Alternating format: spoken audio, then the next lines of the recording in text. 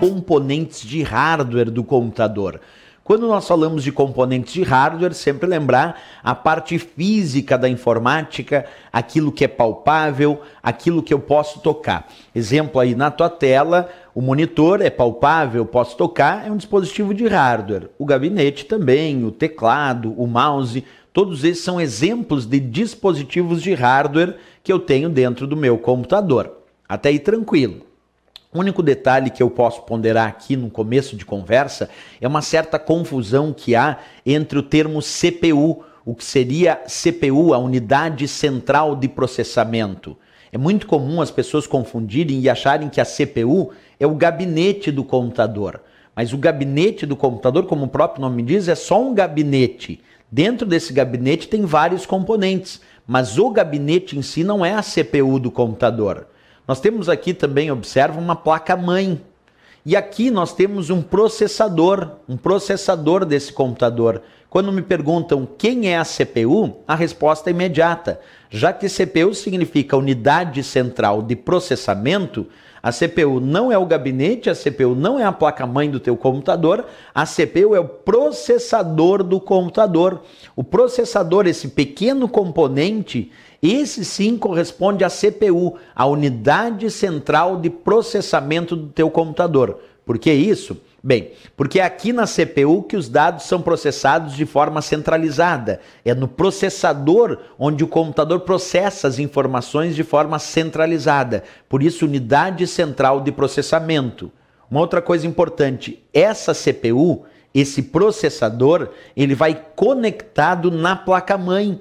Então, tu pega a CPU, pega o processador, conecta na placa-mãe, num soquete da placa-mãe próprio, que é um encaixe para conectar a CPU, e a CPU conectada na placa-mãe vai ser colocada dentro do gabinete. Então percebe que o gabinete não é a CPU, mas a CPU conectada na placa-mãe é colocada dentro do gabinete. Essa é uma lógica importante quando a gente pensa em provas de concurso, certo?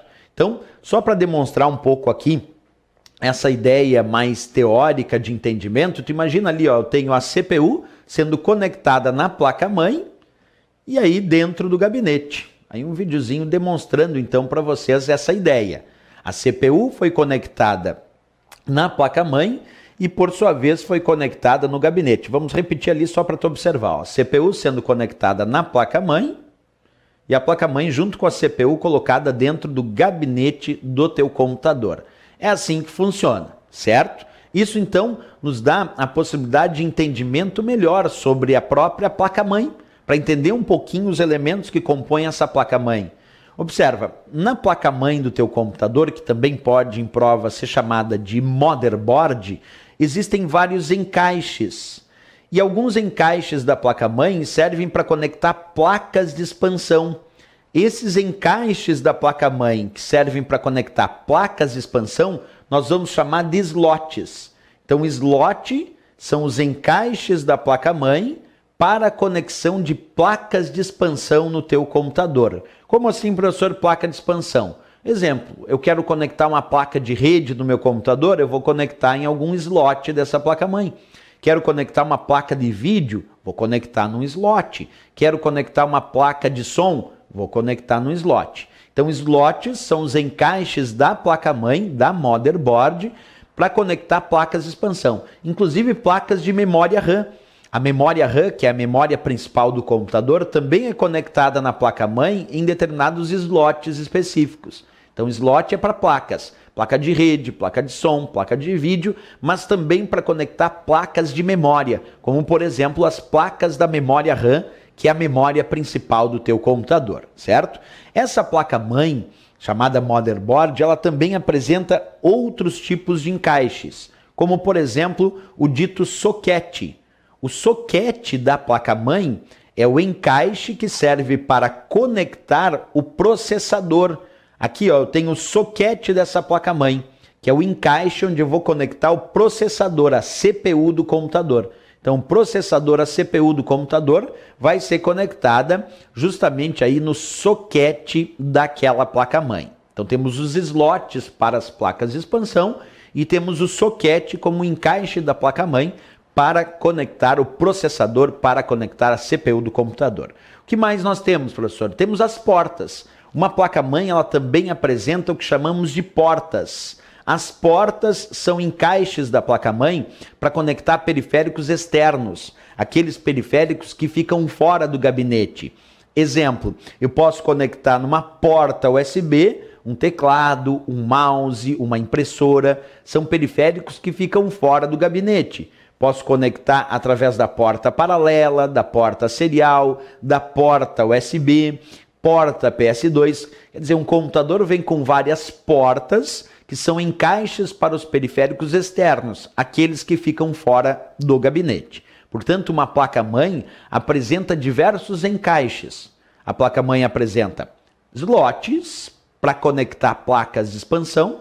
A placa-mãe apresenta soquete para a conexão do processador e a placa-mãe também apresenta portas, que são encaixes para os periféricos externos. Essa é a lógica da nossa placa-mãe. Sabendo que a placa-mãe então tem diversos encaixes, nós podemos partir do seguinte princípio, que alguns desses componentes da placa-mãe, eles já estão incorporados no seu circuito. Quer dizer, tu compra uma placa-mãe, existem alguns recursos que são conhecidos como recursos on-board e outros recursos conectados na placa-mãe são conectados e conhecidos como off-board. Qual é a grande diferença desses dois termos? Recursos da placa-mãe on-board e recursos da placa-mãe off-board. Os recursos on-board são aqueles que estão incorporados de forma nativa no circuito da placa-mãe. Exemplo, quando um fabricante fabricou a placa-mãe, ele já incorporou vários recursos. E esses recursos que estão previamente incorporados, nativos na placa-mãe, são chamados de recursos on-board. Aqueles recursos aos quais o usuário conectou em um determinado slot, no socket ou em alguma porta, são recursos off-board.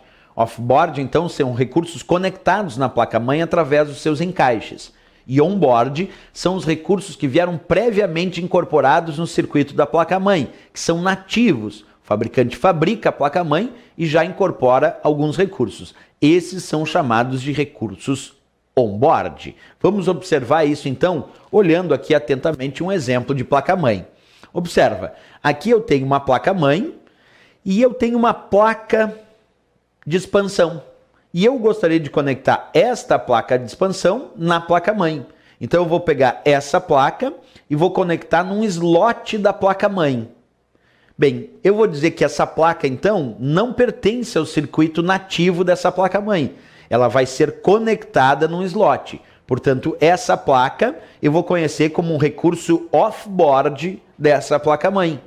Por que off-board? Porque o fabricante fabricou essa placa-mãe, mas não incorporou essa placa. Essa placa eu conectei na placa-mãe através de um slot, através de um encaixe. E se eu fiz isso, esse recurso então é off-board, porque não é nativo dessa placa-mãe. Ele foi conectado através de um slot. Por isso off-board. Se o recurso é dito on-board, é porque o recurso já está previamente incorporado no circuito da placa-mãe. Exemplo, tem vários recursos que estão previamente incorporados aqui no circuito da placa-mãe e por isso mesmo serão chamados de recursos on-board. Nós podemos dar como exemplo mais prático alguns chips que contêm, observa, existem vários chips, vários microchips conectados nessa placa-mãe de forma nativa, que vieram incorporados no seu circuito. Aqui eu estou te mostrando um conjunto de chips que nós conhecemos como chipset. Esse chipset, esse conjunto de chips que veio previamente incorporado no circuito da placa-mãe, é dito recurso on-board, porque o fabricante da placa-mãe fabricou essa placa-mãe e já incorporou alguns recursos, como o chipset, esse conjunto de chips que controla o fluxo de dados entre os periféricos e a CPU, o processador do computador. Por isso são ditos recursos on-board, quando eles estão previamente incorporados no circuito da placa-mãe.